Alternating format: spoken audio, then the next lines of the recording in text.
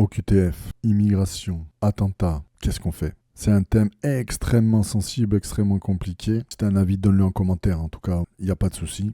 Je vais vous lire l'article qui a été fait sur une réunion du 26 février. C'est compliqué. Donc, OQTF. Donc, je rappelle, une OQTF, c'est une obligation de quitter le territoire français. Il y a eu un attentat à Mulhouse et je crois qu'il y a eu un mort, un attentat au couteau. Alors, la personne, en fait, si vous voulez une OQTF, on vous remet une OQTF, donc une obligation de quitter le territoire français. Vous avez un mois. C'est lunaire, hein, c'est incroyable. Il n'y a qu'en France, tu vois un truc pareil. Au bout d'un mois, si t'es pas parti par toi-même, on te met dans un centre pour les gens en OQTF, etc. Et si au bout de 3 mois, je crois que c'est 2 ou 3 mois, si on n'a pas pu te faire partir, on te relâche. Voilà. Donc on va dépenser du temps et de l'argent pour dire à quelqu'un, il va falloir que tu partes, tu bouges pas parce que dans 3 mois tu pars. Bon, tu peux y aller parce que t'es pas parti. C'est lunaire, c'est incroyable ça. Ça a aucun sens. Donc là, je vais vous lire ce qui ressort un petit peu de tout ça, les réactions du gouvernement qui sont dans leurs petits souliers. On y va. OQTF, l'immigration, illustration du piège de la droitisation du débat pour le gouvernement. 3 jours après l'attentat à Mulhouse, François Bayrou, donc le Premier ministre, préside un comité interministériel de contrôle de l'immigration. Mais il ne contrôle rien du tout, je crois, en fait.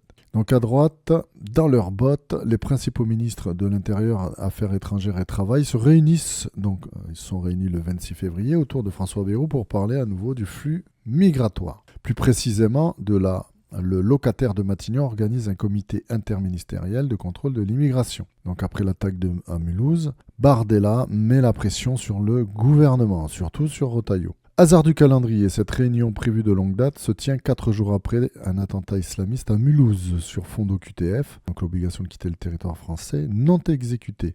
Depuis ce drame, le gouvernement, par les voix de François Bayrou et Bruno Retailleau, met la pression sur les autorités algériennes accusées d'avoir refusé par 10 fois le retour de leurs ressortissants. Alors je ne sais pas très bien comment ça fonctionne. Pour évacuer quelqu'un du pays, pour le renvoyer, alors quelle que soit sa nationalité, il faut que le pays de la réception, qui réceptionne la personne, soit d'accord. Et moi je ne comprends pas en fait, si tu veux renvoyer quelqu'un de ton pays, pourquoi il faut que là où tu renvoies, il soit d'accord, hein. C'est bizarre. Moi j'ai du mal avec ça. Je me dis, je sais pas, tu le mets dans un avion... Alors que ça soit n'importe où, en Scandinavie, en Italie. Enfin, je sais pas pourquoi il y a des accords comme ça, c'est bizarre. Une nouvelle offensive qui fait grimper d'un cran encore les tensions entre Paris et Alger. En plus, ça va pas arranger les choses. Pour le gouvernement, il s'agit de répondre aux aspirations d'une grande partie des Français, si l'on en croit les sondages. Alors, moi je te le dis, les sondages, c'est de la merde. Les sondages, c'est de la merde. Chaque élection, ils font des sondages en donnant un candidat à je sais pas combien de pourcents, c'est sûr, c'est l'autre. Ils ont jamais raison, en fait. Donc, faut prendre ça à la légère, avec des pincettes. Hein. Mais cette stratégie qui inscrit l'action de l'exécutif dans les pas d'une droite toujours plus radicale sur l'immigration ou le reste n'est pas sans risque. Alors, moi, un truc qui m'énerve profondément, l'immigration. On va te parler que d'une certaine immigration. Un immigré italien, portugais, allemand, on va pas t'en parler. On va dire qu'il s'appelle monsieur Untel. Un immigré maghrébin, là, on va te dire c'est monsieur Untel de tel pays. On va pas te dire monsieur Mendes de l'Espagne.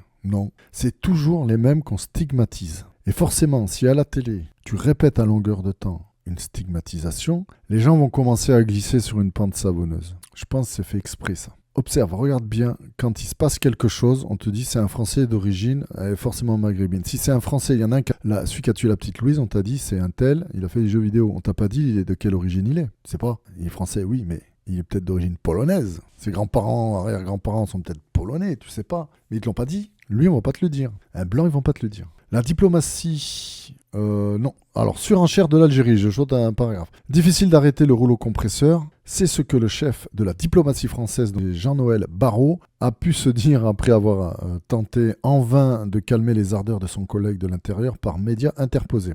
Alors que Retailleau n'a pas attendu plus de 5 heures pour pointer du doigt l'Algérie après l'attaque à Mulhouse, le ministre des Affaires étrangères a essayé d'imprimer une autre musique, sans coup de menton, ni succès, il faut bien le dire. Alors, il y a une chose qu'on t'apprend quand t'es manager, c'est de pas dire c'est la faute de l'autre, c'est pas moi, c'est l'autre. De rejeter la faute sur l'autre. Et là, c'est ce qu'ils font. C'est pas notre faute, c'est l'Algérie. Au niveau où ils sont de managérial, je sais plus comment on dit, au niveau où ils sont intellectuellement de leurs responsabilités, etc., ils en arrivent à dire c'est pas notre faute, c'est l'Algérie qui n'a pas voulu du gars. Sinon, nous, on a bien bossé. D'accord. On te croit. La diplomatie, c'est toute une palette d'outils. Ce qui nous intéresse, c'est la sécurité des Français. C'est pas le rapport de force pour le rapport de force, a-t-il expliqué donc sur CNews dimanche. Et Européen, donc la semaine dernière, en réponse directe au locataire de la place Beauvau. Ils aiment bien ce terme. Ce dernier défendait la ville la veille sur TF1 un strict rapport de force pour répondre à ce qu'il voit comme une humiliation pour la France. Entre les deux, François Bayrou a manifestement tranché. Mais moi, je sais pas, fais ton taf, quoi. Pour le Premier ministre, il faut que les pouvoirs publics algériens comprennent la détermination de la France. Le gouvernement français est un et n'a qu'une ligne, a-t-il riposté lundi. Et n'a qu'une ligne. Ça ne veut pas dire grand-chose. Alors, quand ils vous disent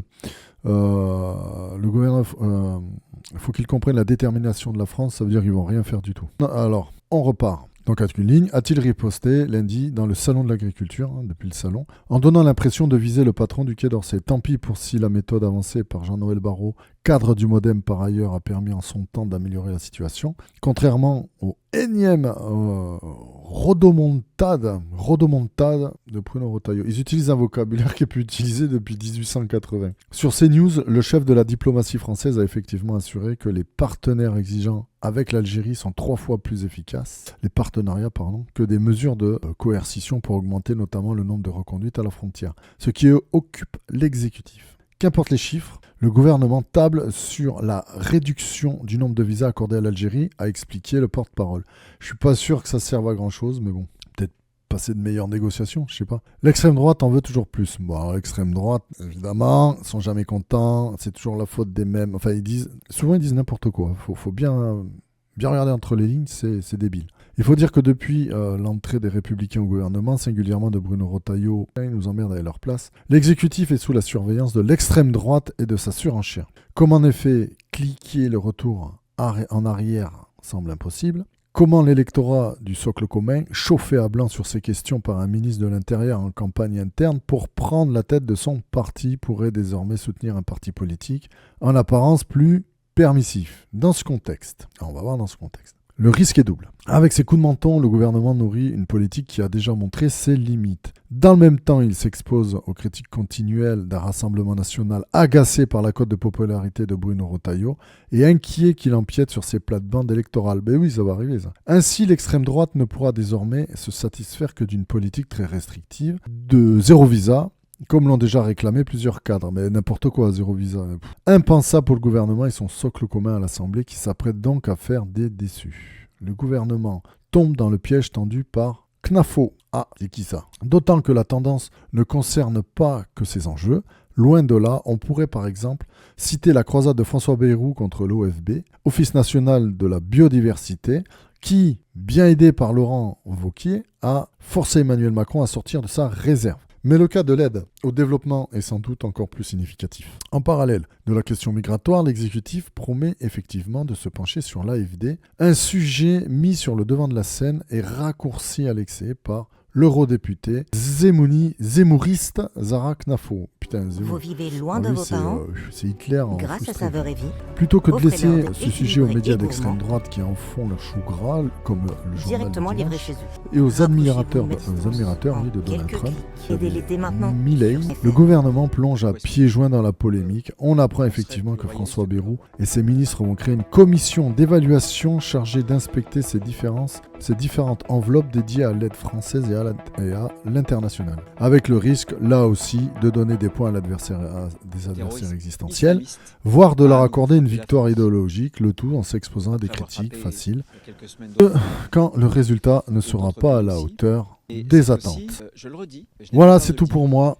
Voilà, c'est un peu triste tout ça, c'est un peu n'importe quoi, le gouvernement pédale dans la semoule. Ah, il faut que je coupe ça, pourquoi il m'a mis le son ? J'espère que ça n'a pas trop gêné, je vais réécouter. Et moi je vous dis à la prochaine.